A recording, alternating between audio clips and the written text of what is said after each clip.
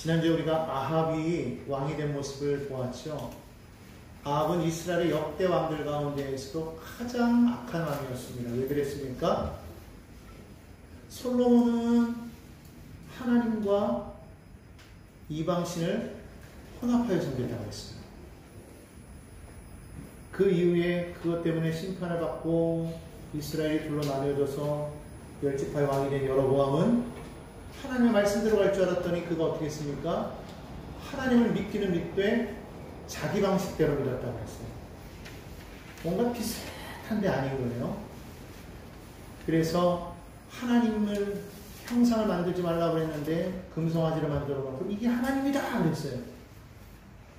그리고는 하나님이 정한 그곳에서 예배드리라고 했는데 성전에 가지 못하게 하고 베델과 단에 산당을 세우고 거기에 금송아지를 두고 거기서 섬기게 했습니다. 하나님께서 레위의 자손 가운데서 아론의 자손만이 제사장이 될 수 있다고 하였는데 아무나 제사장으로 삼았습니다. 그리고 하나님이 정한 절기가 있었는데도 불구하고 그와 비슷한 날짜를 잡아서 비슷하게 예배를 드렸다. 하나님을 믿되 자기 마음에 원하는 대로 드렸다. 그런데 이것이 하나님께는 크게 범죄함이 되었죠. 왜냐하면 하나님 말씀대로 살지 않았기 때문에. 근데 문제는 이스라엘의 모든 왕들이 다 그 여로보암의 길을 따랐다고 말씀드렸습니다. 그런데 이 아합은 어땠느냐? 그것보다도 더 심했다는 거예요. 아예 하나님을 버리고 아예 그 가나안의 신을 섬겼다고 그렇게 말했어요. 그래서 그는 가나안의 그 주신이었던 바로 이 바알을 섬겼다는 것이죠. 바알은 농경의 신이라고 말씀드렸어요. 풍요를 상징하는 신이라고 말씀드렸습니다. 그리고는 그가 이 시돈 족장의 딸이었던, 즉 엣바알이라고 하는 그 시돈 족장의 딸이었던 이세벨을 부인으로 맞아 드립니다. 그래서 특별히 이 시돈 땅은 엣바알이라는 말 그대로 이 바알을 섬기는 자이기도 하지만 동시에 여기는 이 아세라 우상을 특히 섬겼어요.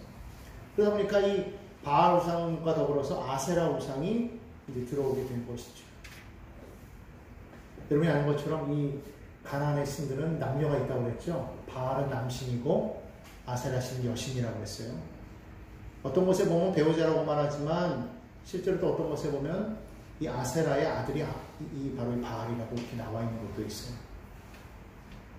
자, 어쨌든 이 아합이 하나님 앞에 하나님을 버리고 이방신을 섬김으로 인해서 하나님이 크게 진노하십니다.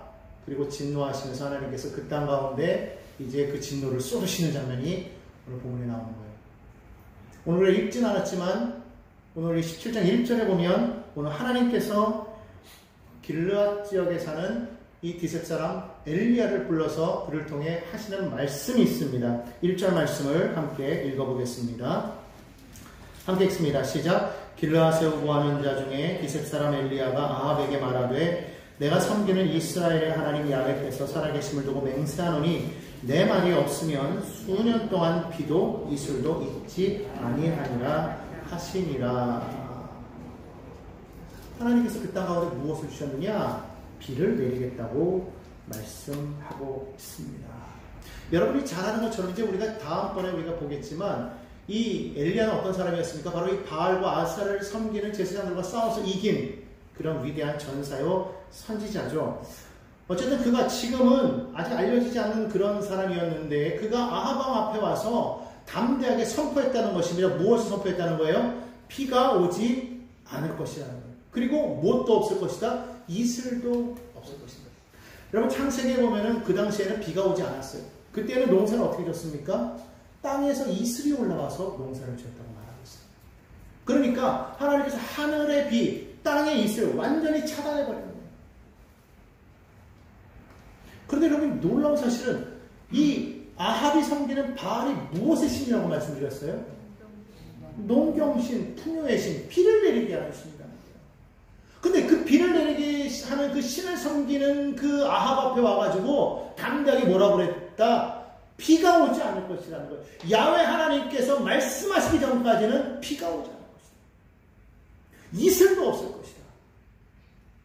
엄청난 선포죠. 여러분 아합왕이 바알을 밑에 철저하게 믿는 사람 아니었습니까? 비가 안 온다니까 이게 말이 됩니까? 결국 이 엘리야가 아합왕 앞에서 비가 안 온다라고 말했다라는 이것은 그 이면에는 어떤 내용이 담겨져 있다는 거예요? 아합왕이시여, 당신이 믿는 바알은 진짜 신이 아닙니다. 이렇게 말합니다. 그리고 그것을 안 오겠다고 누가 말씀하셨더라? 이스라엘의 하나님 야훼께서 말씀하셨더라. 이 말은 무슨 말이에요? 하나님만이 참신이다. 바알, 그건 가짜다. 이렇게 말합니다. 여러분, 지금 바알이라는 그 힘센 왕 앞에서 이름도 없는 이 무명의 엘리야가 그렇게 말했을 때 그것은 목숨을 걸었다는 거예요. 근데 어떻게 이렇게 엘리야가 담대하게 목숨을 걸 수가 있었을까요? 그런 참된 하나님을 만났기 때문에 그렇다는 겁니다. 오늘 여러분들 하나님을 만나시기 바랍니다. 하나님을 만나야 담대함이 생기는 거예요. 우리를 바라보면은요, 아무것도 안 해요. 왜? 가정도 없어요, 배경도 없어요, 능력도 없어요, 힘도 없어요, 지혜도 부족해요. 물론 개인적으로 보면 다 괜찮습니다만 우리보다 더 멋진 사람들이 주변에 너무 많기 때문에 사실 돌이켜보면 우리 아무것도 아닙니다. 하나님 지으신 자연 만물만 바라봐도 만물보다도 못한 게 우리 아니에요. 원래는 하나님이 어떻게 지으셨어요? 만물을 다스리게끔 하나님 지으셨는데 인간의 범죄함으로 말미암아 이제 사람은 만물보다도 못한 존재가 되어버리지 않았습니까? 그런데 하나님께서 우리에게 은혜를 주셔가지고 예수를 이 땅에 보내심으로 말미암아 그로 인하여서 우리로 다시금 하나님의 자녀가 되는 권세를 주셨단 말이에요. 누구든지 저를 믿는 자마다 하나님의 자녀가 되는 권세를 주셨더라. 그러므로 저와 여러분들은 예수를 믿음으로 하나님의 자녀가 된 것을 믿으시기 바랍니다. 고백하십시다. 나는 전능하신 하나님의 아들이다, 딸이다, 자녀다. 믿으십니까? 그와 같은 믿음으로 우리는 살아야 되는 거예요. 나는 아무것도 아닌 것 같지만 그 생각도 잘못된 거예요. 왜? 내가 아무것도 아니다라고 말하는 것은 그 생각은 누가 가져다 주는 거예요? 내 안에 내가, 그리고 내 안에 다른 생각을 주는 악한 영이 그렇게 가져다 주는 거예요. 이게 우리는 시간의 개념이 있기 때문에 뭐가 들어오고 난 다음에 내 말이 나오는 것 같지만은요, 하나님의 시간과 하나님이 만드신 시간은 우리 인간에게만 적용되어지는 것이고 영적으로는 달라요. 그렇기 때문에 이미 내가 그 생각을 가지고 있는 그 순간 벌써 내 안에 그 생각이 들어와 있다는 걸 기억하시기 바랍니다. 생각조차 여러분 잘 잡아야 돼요. 나는 아무것도 아니야. 나는 부족해. 나는 연약해. 그거 하나님 기뻐하시는 거 아니에요. 예수 안에서 우리는 더 이상 연약한 자가 아니에요. 예수 안에 우리는 더 이상 부족한 자가 아니에요. 예수 안에서 우리는 더 이상 악한 자가 아닙니다. 그걸 믿고 나가야 된다는 거예요. 그런데 많은 사람들이 그거를 믿지 못하고 여전히 마음에 두려움을 가지고 있어요. 행여나 그런 생각을 가지면 그것 때문에 그것이 교만이 돼서 내가 망할까봐. 여러분, 하나님을 인정하면서 우리가 말하는 것은 절대로 교만이 아닙니다. 하나님 앞에 올바른 예배자로 서면서 하나님을 신뢰하고 하나님을 왕으로 섬기며 나아가는 사람이 하는 말은요, 결코 교만이 될 수 없어요. 왜 그러냐? 그것은 하나님을 인정하는 것이기 때문에. 아합이 봤을 때 엘리야는 교만한 자였어요. 그러나 엘리야는 하나님이 봤을 때 결코 교만한 자가 아니라 용감한 자요, 진실된 자요, 순종하는 자요, 믿음의 사람이다. 오늘 여러분 하나님이 보실 때 저와 여러분은 어떤 사람이 되어야 되겠습니까? 엘리야와 같은 믿음의 사람이 되어야 될 줄로 믿습니다. 아멘. 하나님 앞에 올바로 서는 사람이 되어야 된다는 것. 자, 선전포고를 하고 나니까 이제 죽었어요. 근데 어떡합니까? 하나님께서 그를 보호하시는 것이죠. 하나님께서 엘리야를 피신시키십니다. 오늘 말씀해 보니까 그렇게 말씀하시죠. 3절에 말합니다. 너는 여기서 떠나 동쪽으로 가서 요단 앞 그릿 시냇가에 숨어라 그랬어요. 지도를 보면은요, 그릿 시냇가가 바로 여기입니다. 보이시죠? 예, 바로 저기가 그릿 시냇가예요. 위에가 갈릴리고 밑에가 사해고 지금 오른쪽이 지금 그릿 시냇가예요. 사마리아가 바로 이 북이스라엘의 수도 아닙니까? 그의 아버지 오므리 때에 이 사마리아 성을 세우고 북이스라엘의 수도로 세웠어요. 아합에게 가서 선전포고했죠. 그리고 나서는 거기서 이제 하나님 피신시켜서 어디로 가느냐? 요단 동편으로 가게 하십니다. 엘리야가 길르앗 사람이라고 그랬죠. 바로 이 요단 동편 이 지역이 길르앗 지역이에요. 바로 이곳 지역 사람이었습니다. 고향으로 피신시켰어요. 그리고 그리 시내가에서 숨게 하셨습니다. 하나님께서는 그렇게 하신 이후에 무엇을 주십니까? 오늘 성경에 보니까 이렇게 말합니다. 4절입니다. 그 시냇물을 마시라. 내가 까마귀들에게 명령하여 거기서 너를 먹이게 하리라. 그대로 되었을까요? 안 되었을까요? 되었을까요? 안 되었을까요? 되었습니다. 5절에 보니까 되었다고 말하고 있어요. 그가 야훼의 말씀과 같이 하려고 가서 요단 앞 그리 시내가에 머물매 까마귀들이 아침에도 떡과 고기를 저녁에도 떡과 고기를 가져왔고 그가 시냇물을 마셨다라고 이렇게 말을 합니다. 자, 여러분, 하나님의 사자가 하나님의 말씀을 담대하게 전했어요. 자, 그러면 그 이후에는 어떤 일이 일어나야 됩니까? 기적이 일어나야죠. 그 이전에는 좋은 일이 일어나야죠. 우리는 그렇게 생각하지 않습니까? 근데 놀랍게도 여러분, 지금 엘리야가 아합 왕 앞에서 선전포고한 이후에 그가 거기서 하나님의 은혜를 받았다고 말하고 있지 않아요. 도망쳤어요. 숨었어요. 즉 고난이 있다가 왔다는 겁니다. 여러분, 하나님을 믿을 때, 하나님의 말을 담대하게 전할 때, 내가 이렇게 하나님을 위해서 담대하게 전했으니까 고난이 없을 거야? 좋은 일만 있을 거야? 우리는 그렇게 생각하죠. 근데 여러분, 그 생각을 내려놔야 돼요. 왜 그러냐? 하나님을 믿는 사람들에게도 고난은 올 수 있다. 왜? 이 땅 자체가 죄악으로, 범죄함으로 인해서 타락했기 때문에 우리는 그 안에서 고난을 당할 수가 있어요. 근데 이것을 그렇게 생각하지 않고 있으면 사람들의 마음에 시험이 들어서 뭐라고 말하느냐? 하나님을 원망하게 돼 있어요. 하나님 이럴 수가 있습니까? 내가 하나님 앞에 내가 말씀 믿고 내가 말씀을 이렇게 선포하며 나아가는데 하나님 어떻게 나를 이렇게 힘들게 하십니까? 왜 나를 이렇게 고난을 주십니까? 말을 하죠. 심지어는 주변의 사람들도 말을 하는 거예요. 당신이 그렇게 하는 거는 뭔가 죄를 졌기 때문이 아니냐? 하나님 말씀에 순종하지 않았기 때문이 아니냐? 물론 그럴 수도 있어요. 그러나 그의 행동을 보면 정말 하나님 앞에 열심으로 섭니다. 예배자로 섭니다. 하나님을 왕으로 인정하고 나아갑니다. 삶의 모든 모습 속에서 하나님을 드러내는 삶을 살아가고 있는데도 불구하고 그의 삶이 어렵고 고난을 당할 때 그때 여러분 그것이 결코 하나님의 심판이라고 생각하지 마시기 바랍니다. 고난이 올 수도 있어요. 시편 34편 19절에 이렇게 말합니다. 의인은 고난이 많으나. 여러분, 의인이 고난이 많대요.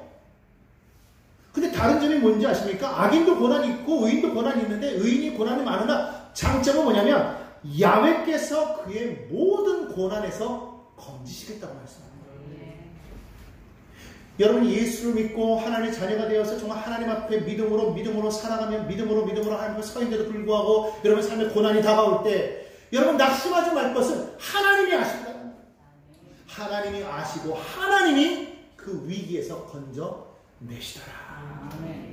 엘리야가 단호하게 선포하고 난 다음에 그가 이스라엘의 위대한 선지자가 되어서 아합 왕이 그 말을 듣고 내가 잘못했구나 회개하고 엘리야를 드높였다면 모르겠는데 아합 왕은 엘리야를 죽이려고 했을 거예요. 그러니까 피신했겠죠.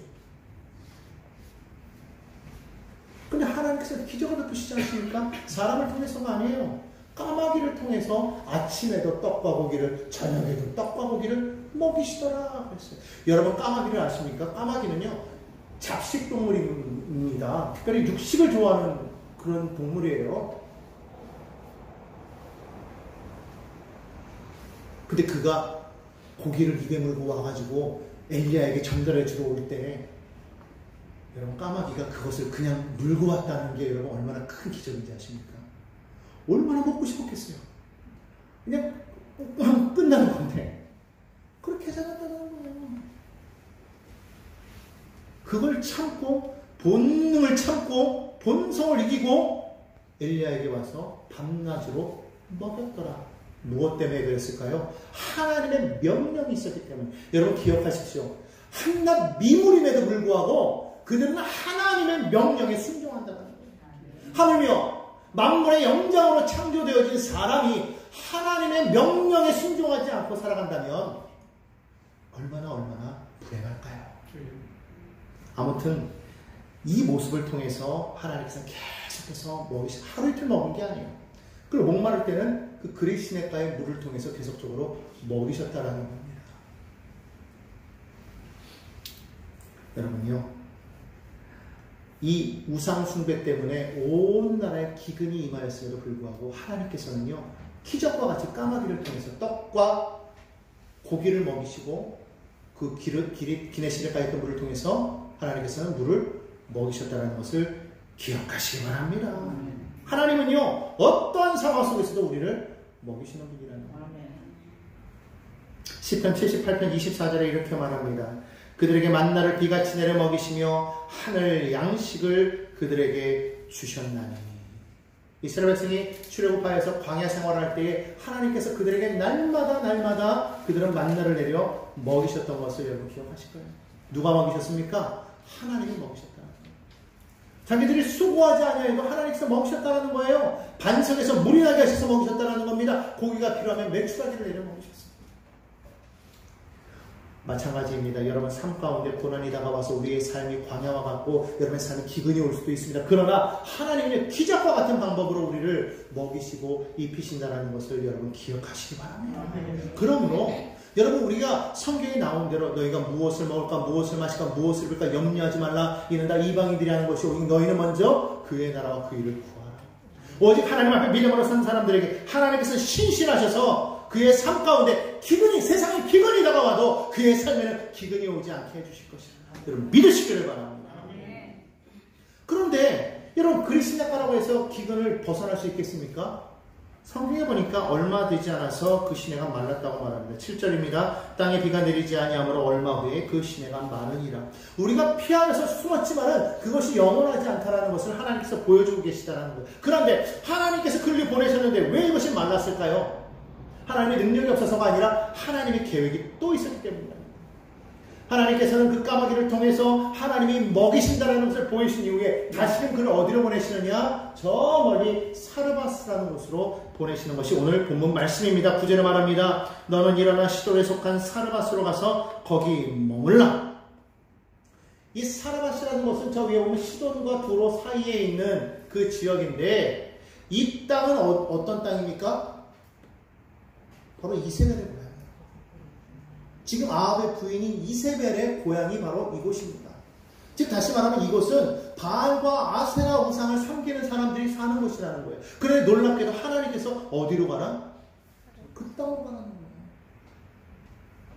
거예요. 야, 등잔 밑이 어둡다고 설마 절로 가게끔 하셨겠습니까? 근데 놀랍게도 하나님께서는 그 땅으로 보내셨어요. 그리고 그 땅에서 누구를 만나게 하십니까? 한 과부를 만나게 하십니다.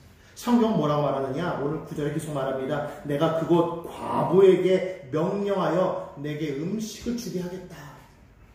여기서도 성경에 보니까 뭐라고 말해요? 까마귀에게 명령한 것처럼 하나님께서 그 과부에게도 명령하여 이렇게 말하고 있어요. 그 여인이 하나님의 음성을 들었을까요? 아니겠죠. 하나님께서 그의 마음 가운데 엘리야가 구할 때 줄 수 있는 그 마음을 심어 주셨다는 거예요.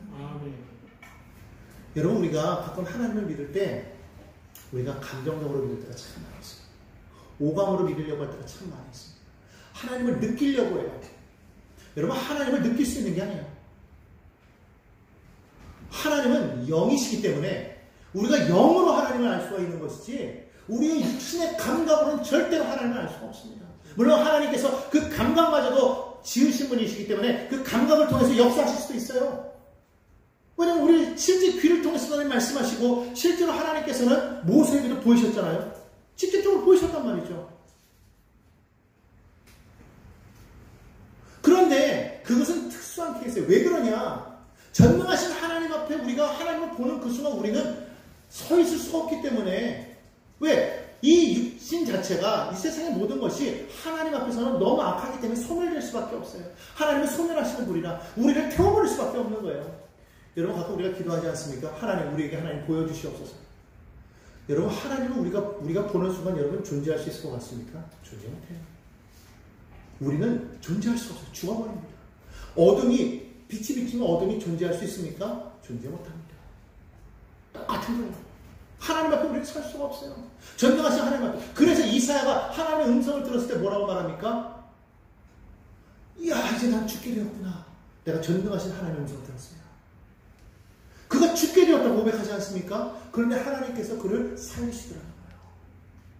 하나님께서 그를 살리실 수 있을 만할 때 그에게 하나님께서 나타나시지, 그러지 못할 때는 하나님이 함부로 나타나지 않으셔요. 아니, 나타날 수도 없고. 왜? 우리가 하나님 앞에 서면 우리는 다 죽어버리기 때문에. 우리가 가끔 말하지 않습니까? 하나님 말씀하여 주셔서 세상 사람들에게 나는 야훼니 너희 백성들아 나를 믿어라. 말씀 한마디만 하시면 하나님 저들이 다 뒤집어지고 믿지 않겠습니까? 우리는 그렇게 생각하죠? 아닙니다. 하나님이 말씀하시는 순간 저들은 다 성령입니다. 여러분 보십시오. 부활하신 예수님을 다윗이 사울이 다메섹 도상으로 그들을 잡으러 갈 때에 그 도상에서 예수를 만나지 않습니까? 부활하신 예수님을 만났는데 그 만나는 순간 어떻게 됐어요? 눈이 멀어버렸어요. 주의 영광을 잠깐 봤는데도 불구하고 눈이 멀어버렸다는 거예요.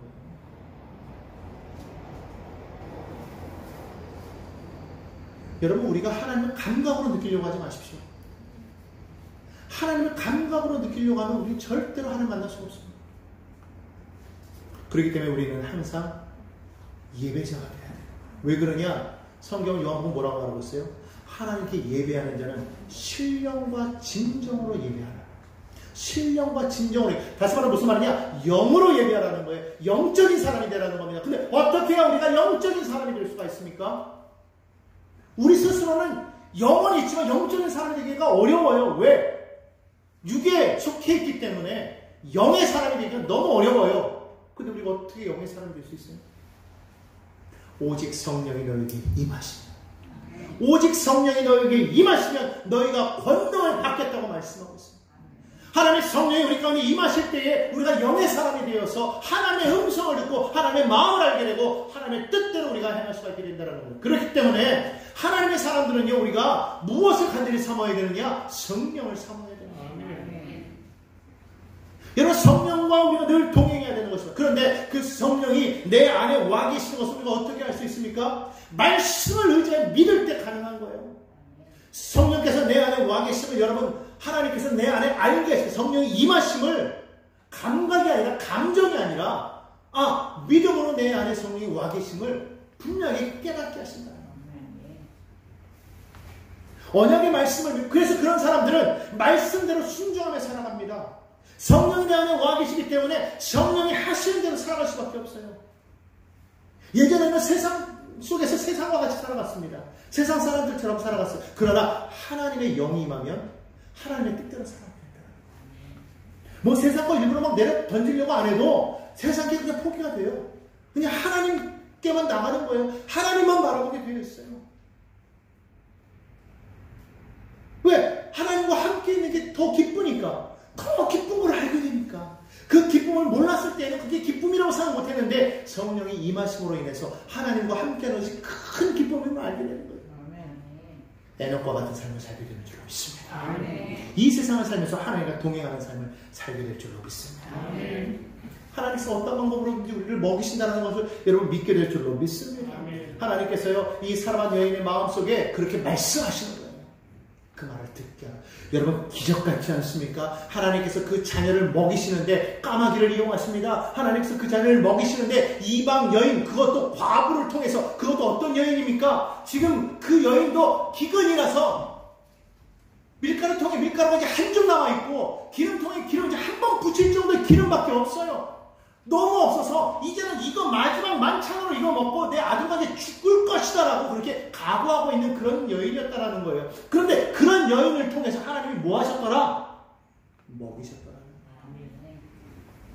오늘 여러분들이요, 우리는 생각할 때 하나님이 나를 먹이시기 위해선 저 사람이 필요해. 하나님이 나를 먹이시기 위해선 이 일이 필요해. 이 일과 저 일만 있다면, 이 사람과 저 사람만 있다면 하나님이 나를 먹이시겠지, 하나님이 나를 채우시겠지, 하나님이 나를 도우시겠지. 우리는 그렇게 판단합니다. 여러분, 절대로 그렇지 않습니다. 하나님의 일을 하는 사람이 결코 부자가지 않습니다. 하나님의 일을 위해서 역사하는 사람들은요, 결코 그들이 능력 있는 사람이 아닙니다. 지혜로운 자가 아닙니다. 권세 있는 자가 아닙니다. 하나님의 영에 붙잡힌 사람인 것을 믿으시기를 바랍니다. 하나님께서 기가 막히게 기적을 통해서 정말 어떻게 이런 일이 일어날 수 있을까 하는 방법으로 우리를 먹이신다는 거예요. 우리 인간의 계산으로는 딱딱딱딱 뚫리겠어. 이렇게 하면 되겠지. 하나님은요, 그걸 내려놓으라는 거예요. 너의 방식대로 나는 일을 안 하겠다는 거예요. 너의 계획대로 일을 안 하겠다는 거예요. 하늘이 땅보다 높은 것이 나의 생각은 너의 생각과도 다르다.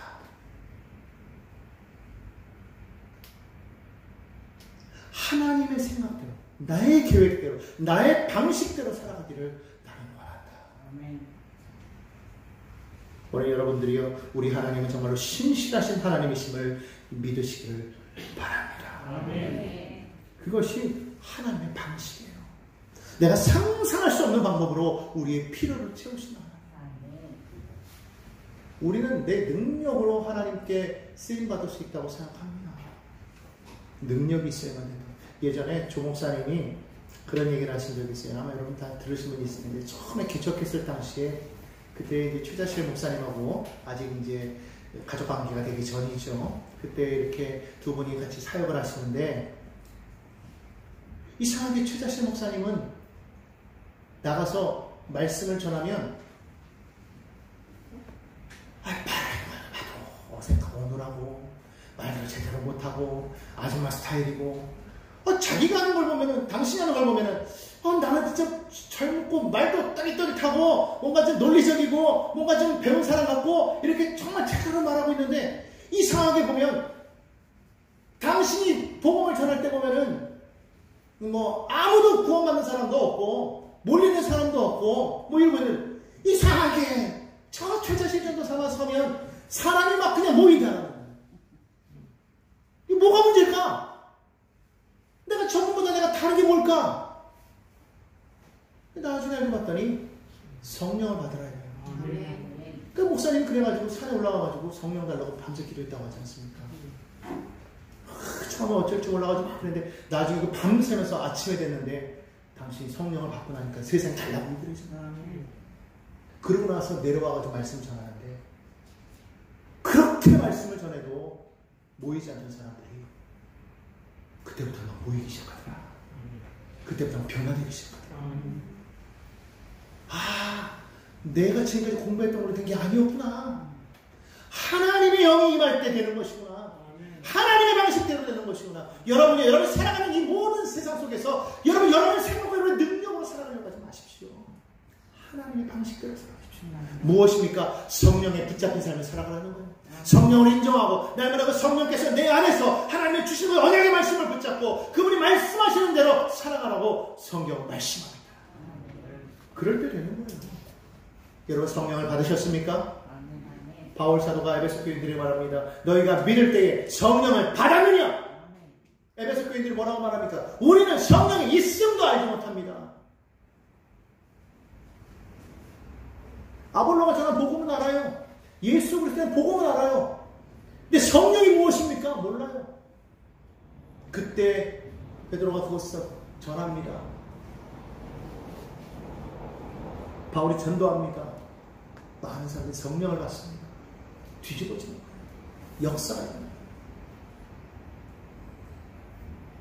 예수께서 죽고 나신 이후에, 부활 승천하신 이후에 많은 사람들이 다락방에 모였어요. 그들은 두려움에 떨고 있었습니다. 많은 사람들이 모였겠죠. 왜 예수님이 승천하실 때는 500여 명의 사람들이 모였다고 했는데 다락방에는 120명밖에 안 남아있어요. 어떻게 된 걸까요? 다 떠났다는 거예요. 성령이 오실 거라고 분명히 말했는데도 불구하고 사람들이 기다리다 지쳐 떠났다는 거예요. 좀 전에 마지막 121번째 사람이 떠났어요. 문을 열고 딱 나갔습니다. 그리고 나서 10분 뒤에 120명의 사람들이 모였는데 그때 성령이 난 거예요. 성령이 맞아 어떤 일이 일어났습니까? 그렇게 겁이 많던 제자들이요 뛰쳐나간 거예요. 사람들이 뛰쳐나간 겁니다. 복음을 전합니다. 뒤집어집니다. 사람들이 눈물을 흘리며 회개하기 시작합니다. 심지어 베드로는 전하다가 끌려가서 감옥에 갇힙니다. 그럼에도 불구하고 그들은 전도하기를 멈추지 않습니다. 왜 그렇게 된 걸까요? 왜 그렇게 됐습니까? 성령을 받았기 때문에. 여러분이 성령 받기 원합니다. 성령 받아야 돼요. 성령 여러분에 충만하지 않으면 우리는 아무리 인간적인 노력으로 우리가 아무리 잘나도 하나님이 절대로 우리를 사용하지 않습니다. 성령을 인정하시기 바랍니다. 성령을 모셔드리시기 바랍니다. 성령과 함께하는 저와 여러분 되기를 예수님의 이름으로 축원합니다. 성령이 함께하실 때 기적이 일어나게 되는 거예요. 결국 엘리야는 하나님의 말씀을 붙잡고 그가 사르밧으로 갑니다. 여러분, 이 사르밧까지의 그 거리가 이 그리시네가에서 어느 정도 떨어지느냐, 기록에 보니까 약 한 140km가 떨어졌대요. 지금 여기 나와 있지 않지만은 저 갈릴리에서 왼쪽으로 쭉 가면 거기가 갈멜산이라는 곳입니다. 갈멜산에서도 약 한 70km가 떨어져 있대요. 먼 길입니다. 장정이 아무리 빨리 걸어도 3일은 걸려요. 최소한 일주일이 걸리는 거리입니다. 그 길을 지금 가라고 하는 거예요. 지금 이 기근에 물도 떨어지고 먹을 것도 없는데, 물론 하나님이 기적으로 먹이셨겠죠. 물을 먹이셨겠죠. 떡을 먹이셨겠죠. 근데 그 길을 가라는 거예요. 이방 땅으로 가라는 거예요. 왜 하나님께서 하필이면 그 땅으로 그렇게 먼 길을 그 고생을 해서 가라고 말씀하셨을까요? 하나님이 무엇을 보이고자, 그리고 왜 그 땅에서 하나님은 과부를 만나게 하셨을까요? 오늘 성경은 말합니다. 12절에 그가 이르되 당신의 하나님 야훼께서 살아계심을 두고 맹세하노니 나는 떡이 없고 다만 통에 가루 한 움큼과 병에 기름 조금뿐이라. 그런데 엘리야의 마음 가운데 무엇이 있었습니까?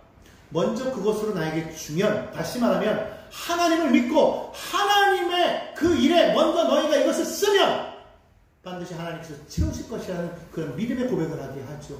먼저 그것을 나에게 만들어 가지고 와라. 그러면 반드시 하나님께서 이 땅에 비를 내리실 때까지 너의 그 밀가루통에 밀가루가 떨어지지 아니할 것이고 기름통에 기름이 없어지지 아니할 것이라고 말을 합니다. 실제로 그런 일이 일어났어요. 그걸 통해서 엘리야는 무엇을 알게 됐습니까? 하나님이야말로 참 하나님이시구나. 하나님은 어떠한 상황 속에서도 우리를 먹이시는 하나님이시구나. 없는 것을 있는 것 같이 부르시고 죽은 자를 살리시는 하나님이시구나. 그가 믿었다는 거예요. 여러분, 엘리야라고 해서 그 마음 가운데 두려움이 없었겠습니까? 엘리야라고 해서 여러분이 하나님의 말씀을 전했지만 정말 이것이 진짜로 그럴까라고 여러분 확신했을까요? 마음에 두려움이 있었을 거예요. 긴가민가 했을지도 모릅니다. 그런데 하나님께서 그에게 확신을 주신 겁니다. 왜? 무엇 때문에? 앞으로 있을 일을 대비하기 위해서. 앞으로 그가 바알의 450명 그리고 아세라 400명 그 850명의 그 제사장들과 그가 전쟁을 할 것을 미리 대비하기 위해서, 하나님이야말로 진짜 참 하나님임을 알게 하기 위해서 하나님께서 미리 훈련시키셨다는 것을 여러분 기억하시기 바랍니다. 예레미야 10장 10절에 말합니다. 오직 야훼는 참 하나님이시요 살아계신 하나님이시요 영원한 왕이시다. 누가 진짜 하나님이냐? 여러분, 누가 진짜 하나님입니까? 누가 진짜 신입니까? 여호와가, 야훼가 진짜 하나님이요 참 신인 것을 여러분 믿으시기를 바랍니다. 또한 그 하나님은 어떤 분이시냐? 신실하신 하나님이심을 엘리야에게 가르쳤다. 어떠한 상황 속에서 하나님이 먹이신다. 까마귀를 통해서 아침 저녁으로 밥을 먹이신다. 과부를 통해서 먹이신다. 여러분, 그렇기 때문에 엘리야가 이 사르밧까지 갔다라는 것은요 어마어마한 신앙의 고백이요 믿음의 결단이라고 저는 생각을 합니다. 하나님을 믿지 못하면 절대로 갈 수가 없는 곳이 바로 이 사르밧이라는 곳이에요. 그런데 그가 그대로 갔더니 하나님께서 엘리야를 시켜서 하신 그 주의 말씀대로 되었다라고 성경은 말씀하고 있습니다. 어디에서요? 바알 숭배의 중심지에서. 악한 영들이 있는 바로 그곳에서 다시 말하면 오늘날 이 세상 가운데에서 우리가 거하고 있지만 그러나 하나님을 믿는 저와 여러분의 삶 속에 하나님은 신실하신 하나님으로 그 가운데에서 하나님 우리를 먹이시고 살리실 것을 믿으시기를 예수님의 이름으로 간절히 축원합니다. 아멘. 하나님이 참 하나님. 여러분이 어디에 있든지 그 하나님을 믿으십시오. 그 하나님을 붙잡으십시오. 그러면 하나님께서 여러분을 살리시고 높이시게 될 줄로 믿습니다. 아멘. 아무쪼록 오늘 이곳에 와 계신 저와 여러분들이 이 세상을 살아가면서 바알 사상에 여러분 휩쓸리지 마시고 오직 참된 하나님만을 붙잡고 믿음으로 살아가기를 간절히 부탁드립니다. 아멘.